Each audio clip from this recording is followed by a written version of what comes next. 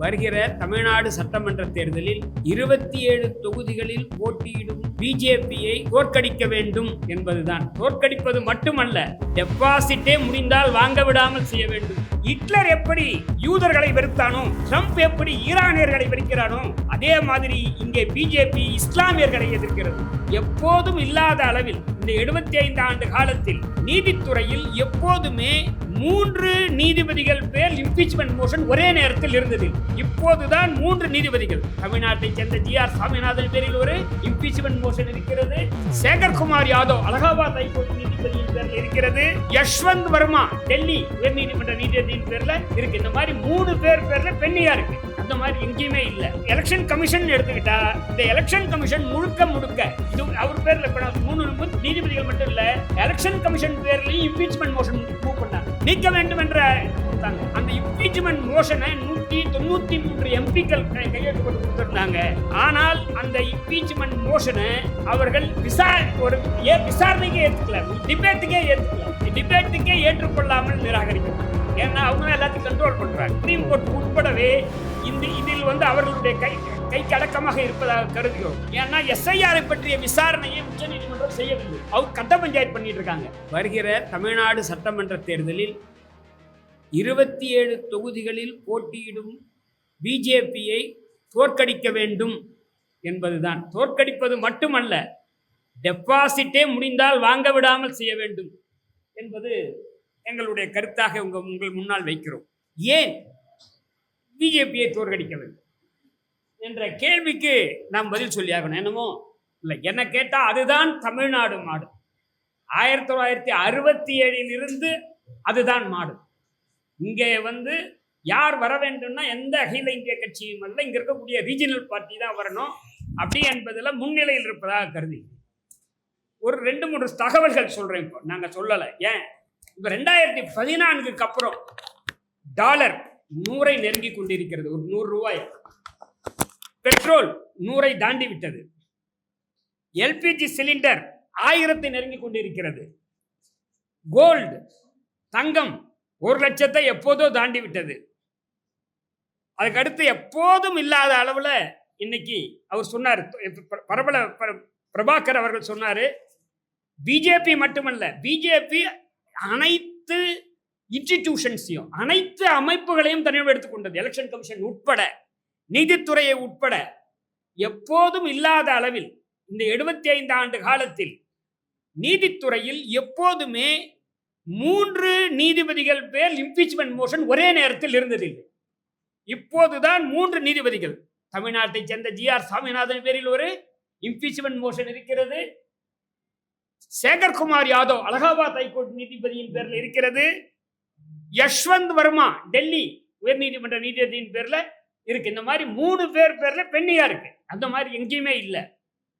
அதே மாதிரி 2018 மோடி ஆட்சியில் தான் அப்போது இருந்த தலைமை நீதிபதி தீபக் மிஸ்ரா அவை மேல் 4 உச்ச நீதிமன்ற நீதிபதிகள் இது மாதிரி பத்திரிகையாளர் சந்திப்பை நடத்தி அவர் ஒன்றிய அரசுக்கு, மத்திய அரசுக்கு ஆதரவாக உச்ச நீதிமன்றம் செயல்படுமாறு செய்கிறார் என்ற கடுமையான குற்றச்சாட்டை சுமத்தினார். அதுக்கு அடுத்து இப்ப எலெக்ஷன் கமிஷன் எடுத்துக்கிட்டா இந்த எலெக்ஷன் கமிஷன் முழுக்க இது அவர் பேர்ல 3 நீதிபதிகள் மட்டும் இல்ல, எலெக்ஷன் கமிஷன் பேர்லயும் இம்பீச்மென்ட் மோஷன் மூவ் பண்ணாங்க. நீக்க வேண்டும் என்ற இது கொடுத்தாங்க. அந்த இம்பீச்மென்ட் மோஷனை 193 எம்பிக்கள் கையெழுத்து போட்டு கொடுத்திருந்தாங்க. ஆனால் அந்த இம்பீச்மென்ட் மோஷனை அவர்கள் விசாரணைக்கே ஏற்றுக்கல, டிபேட்டுக்கே ஏற்றுக்கொள்ளாமல் நிராகரிக்கப்பட்டது. ஏன்னா அவங்க எல்லாத்தையும் கண்ட்ரோல் பண்றாங்க. அதே இதுவும் எலெக்ஷன் கமிஷன் பேரிலும் முதலாக இந்த மாதிரி ஒரு இம்பீச்மென்ட் மோஷன் மூவ் பண்றது 75 ஆண்டுகள் இதான் முதல் முறை. அதே அடுத்து ஸ்பீக்கர் ஓம் பிர்லா பேர்ல நம்பிக்கையில்லா தீர்மானம் கொண்டு வந்தது இது 3வது முறையாக இருக்கலாம். ஆனால் ஒரே நேரத்தில் நடக்கிறது. சேர்மன் ராஜ்யசபா தன்கர் அவர் பேரில் தீர்மானம் கொண்டு வரப்பட்டது இவங்களுடைய ஆட்சியில தான். இந்த எலெக்ஷன் கமிஷனை பொறுத்த வரைக்கும் அவர் சொன்ன மாதிரி இன்னைக்கு பாருங்க, இப்ப தமிழ்நாட்டில் தேர்தல் நடக்குது. இங்கே சீஃப் செக்ரட்டரியும் இங்க இருக்கக்கூடிய டிஜிபியும் மாத்துறாங்க. ஆனால் இன்று அசாம்ல தேர்தல் நடக்குது. ஏன் அஸ்ஸாமில் எந்த எந்த சீஃப் செக்ரட்டரி மாத்தல, டிஜிபியை மாத்தல? பீகார்ல தேர்தல் நடந்து அங்க ஏன் சீஃப் செக்ரட்டரியை மாத்தல, அங்க டிஜிபியை மாத்தல? வெஸ்ட் பெங்கால்லையும் தமிழ்நாட்டிலையும் மட்டும் சீஃப் செக்ரட்டரியும்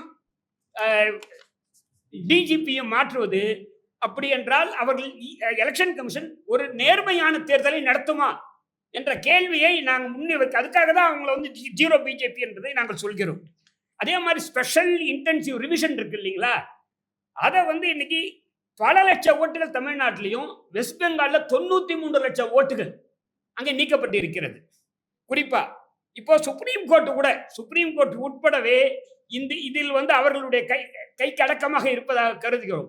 ஏன்னா எஸ்ஐஆரை பற்றிய விசாரணையை உச்ச நீதிமன்றம் செய்யவில்லை, அவங்க கட்ட பஞ்சாயத்து பண்ணிட்டு இருக்காங்க. எஸ்ஐஆர் வந்து சட்டப்படி சரிதானா என்பதை ஒரு சிறப்பு அமர்வின் மூலமாக தீர்மானிக்க வேண்டும். என்ன சொல்றாங்கன்னா, பீப்புள்ஸ் ரெப்ரசன்டேஷன் ஆக்ட்ல ஸ்பெஷல் இன்டென்சிவ் ரிவிஷனை வந்து இந்தியா முழுவதும் மாநிலம் முழுவதும் நடத்துவதற்கு அதிகாரம் இல்லை என்று சொல்லப்படுது.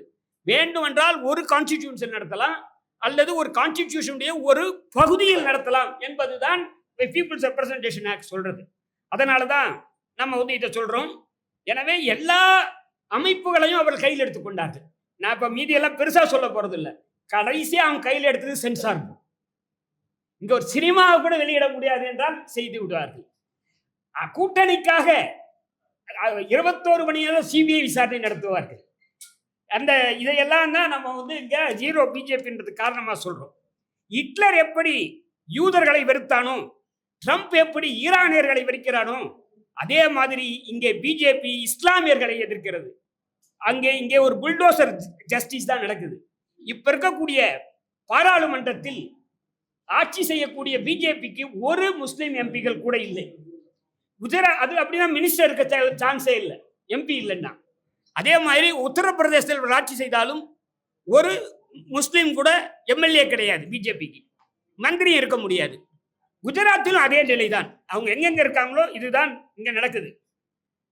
அதே மாதிரி இப்போ ஜம்மு காஷ்மீர்ல நான் 370க்குள்ள போகல, சாதாரண ஒரு விஷயம். 2019 அது மாநில அந்தஸ்து இழந்து ஒரு யூனியன் டெரிட்டரியா மாற்றி, அப்போ என்னைக்கு அது மீண்டும் மாநில அந்தஸ்தை பெறும் என்பதுதான் நமக்கு இருக்கக்கூடிய கேள்வியாக பார்க்கிறோம். அதே மாதிரி இன்னும் பல்வேறு உச்ச நீதிமன்றம் உயர் நீதிமன்றத்தை பற்றி மட்டும் சொல்லிட்டு அவர் சொல்றாரு, இன்னைக்கு எடுத்துக்கிட்டீங்கன்னா 14% வந்து முஸ்லீம் பாப்புலேஷன், 543 எம்பியில் 77 பேர் இருக்கணும். ஆனா இப்ப இருக்கிறது 24 பேர் தான், 1/3 கூட இல்லை.